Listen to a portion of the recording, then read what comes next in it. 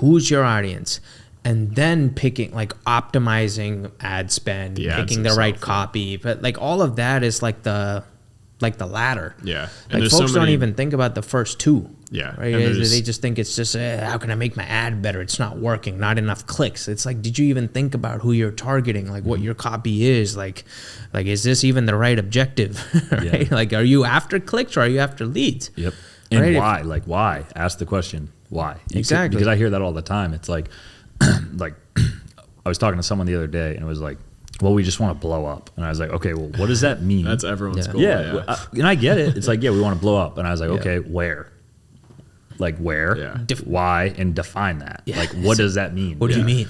Like, because for me as a like from a consultant lens, it's like, okay, do you want like 10,000 followers or do you want like 100 new clients? Like, what does that mean, blow up? Because that could be a lot of things. And I know you want to do all of it, but like order of operations, like which one would you rather have, 10,000 followers or 100 new clients? Right. Why?